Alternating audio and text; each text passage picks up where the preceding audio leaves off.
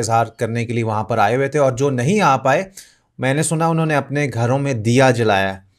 और मुकेश अंबानी के अगर आप रेसिडेंस देखें तो उन्होंने भी जो है बड़ी खूबसूरत वहाँ पे सब कुछ कराया था, मैंने वो भी देखा था। और फिर खुशी में जिस हेलीकॉप्टर से फूल वो बरसा रहे थे लोगों पे। जिस टाइम अंदर पीएम मोदी वहाँ पर थे, मौजूद थे। और कहते हैं कि उनकी कंट्री के अंदर कुछ भी होता है पूरी दुनिया उनको सेलिब्रेट क्यों करती है। अब जब उसकी इनोग्रेशन हुई तो इंडिया की तो समझ आती है, चले वो खुश हैं या जो भी उनके सिनेरियोज हैं, लेकिन उसके बरक्स हमने देखा कि दुबई के बुर्ज खलीफा में राम की जो उनकी मूर्ति है उसको लाइट अप किया गया है, और दूसरी जानिब अमेरिका के टाइम स्क्वायर पर 1 घंटे का राम की पिक्चर्स, राम की वीडियोस वो दिखाई जा रही है। हम लोगों का, मुसलमानों का वो ईमान नहीं रहा जो कभी 1400 सदियां पहले था।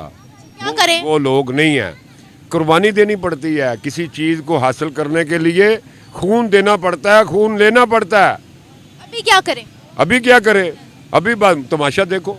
जय हिंद दोस्तों, भारत का पावर पूरी दुनिया में बहुत ही तेजी से बढ़ रहा है और भारत आज एक वैश्विक सुपर पावर बन चुका है। भारत आज के समय एक ऐसा देश है जिसको दुनिया भर में इज्जत की नजरों से देखा जाता है और दुनिया भर के कोने कोने में भारत का आदर सम्मान होता है। अब जब उसकी इनोग्रेशन हुई तो इंडिया की तो समझ आती है, चले वो खुश हैं या जो भी उनके सिनेरियोज हैं, लेकिन उसके बरक्स हमने देखा कि दुबई के बुर्ज खलीफा में राम की जो उनकी मूर्ति है उसको लाइट अप किया गया है, और दूसरी जानिब अमेरिका के टाइम स्क्वायर पर 1 घंटे का राम की पिक्चर्स, राम की वीडियोस वो दिखाई जा रही है। क्या वजूहत है सर कि दुनिया आज उनके एक बड़े इवेंट को हम कह देते हैं सेलिब्रेट कर रही है जिसमें हमारे मुस्लिम भी हैं, क्यों? देखिए, बेसिकली जो मुझे बात नज़र आती है ना इसमें, वो ये है कि सबसे पहले इंडिया जो है एक थिकली पॉपुलेटेड कंट्री है, और इकोनॉमी में अगर देखा जाए तो बहुत सारे लोग इसे देखते हैं एज अ मंडी के, कि बहुत बड़ी मार्केट है वो, और उस मार्केट की तरफ वो तवज्जो हासिल करना चाहते हैं।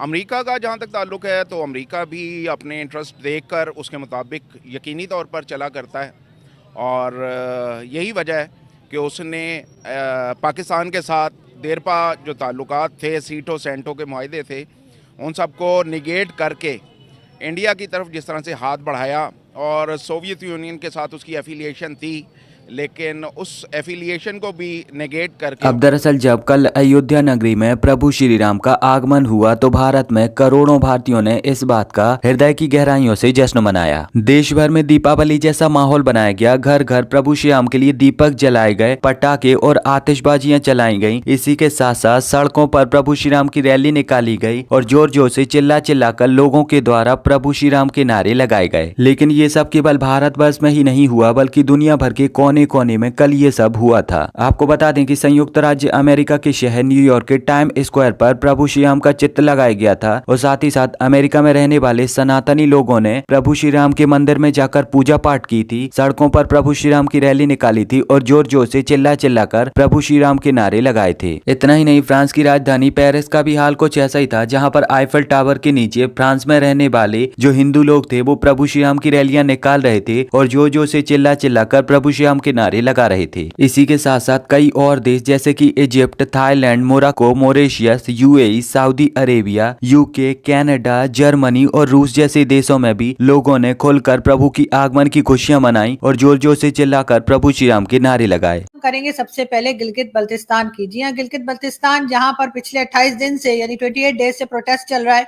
और हमारा मीडिया जो है उसको कवर बिल्कुल भी नहीं कर रहा। जी हाँ, ये खबर बिल्कुल भी मेन स्ट्रीम मीडिया के ऊपर नहीं दी जा रही कि गिलगित बल्तिस्तान के लोग जो है वो लास्ट 28 डेज से प्रोटेस्ट कर रहे हैं, गंदम के दाम बढ़ाए गए हैं उसके खिलाफ वो प्रोटेस्ट कर रहे हैं, साथ साथ आजाद कश्मीर जिसे हम कहते हैं और पीओके जिसको भारत कहता है, जी हाँ बिल्कुल वहां पर भी प्रोटेस्ट चल रहे हैं, बिजली के दाम बढ़ाए गए हैं, उन लोगों को उनका हक नहीं दिया जा रहा, जिसके बाद मुसलसल प्रोटेस्ट चल रहा है, हंगामा है, लेकिन मजाल है कि हमारा मेन स्ट्रीम मीडिया उस खबर को कवर कर ले।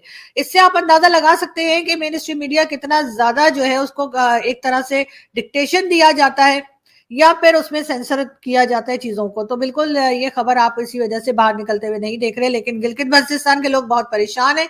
28 डेज से मुसलसल उनके यहाँ प्रोटेस्ट चल रहा है, लेकिन ना तो हमारे हुक्मरान जो हैं या हमारी जो पॉलिटिकल पार्टीज हैं और या फिर वो लोग जो गवर्नमेंट चलाते हैं, गिराते हैं, बनाते हैं, उनके ऊपर भी कोई असर नहीं पड़ रहा।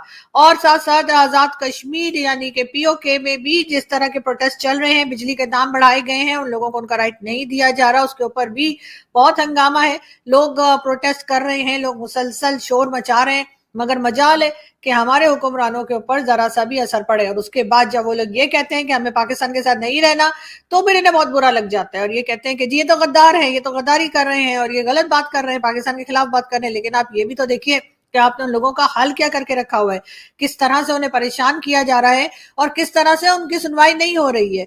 वो प्रोटेस्ट कर रहे हैं लास्ट 28 डेज से, लेकिन मजाल है कि हमारे यहाँ से कोई भी पॉलिटिशियन या एस्टेब्लिशमेंट का आदमी उनसे मिलने के लिए गया हो या उनसे बात करने के लिए पहुंचा हो। लेकिन बहरहाल हम इसके ऊपर आपको अपडेट्स देते रहेंगे। हम आगे बढ़े, हम आपको बताएं पाकिस्तान को इस वक्त सख्त जरूरत है कि वो भारत के साथ अपने टर्म्स को ठीक करे और इसकी जरूरत भारत को इतनी नहीं है जितनी पाकिस्तान को है। पाकिस्तान में जो प्याज आती है वो भी भारत से ही हम लेते हैं, लेकिन होता क्या है कि वो प्याज पूरी दुनिया का चक्कर काट के और तब पाकिस्तान तक पहुंचती है। इस वजह से उसके दाम भी बढ़ जाते हैं और इस वक्त भी जो प्याज के दाम है वो तकरीबन 350 पाक रुपीज जो है वो है। आप समझ सकते हैं कि अगर हम यहाँ वाघा बॉर्डर से या नजदीक से ले लें तो इसी प्याज के दाम जो है वो कम हो जाएंगे। लेकिन जाहिर है कि ऐसा करके हम अपने आप को नीचा कैसे दिखा देंगे, हमें भारत की जरूरत है। इसलिए हम अपनी नाक ऊंची रखने के लिए और अपनी झूठी शान बनाने के लिए हम उसी प्याज को पूरी दुनिया का चक्कर काटने के बाद घुमा फिरा के पाकिस्तान में ले लेते हैं और इस वजह से प्याज के दाम बढ़ जाते हैं और जो आम आदमी है उसकी पहुंच से हर चीज दूर होती जा रही है। पाकिस्तान में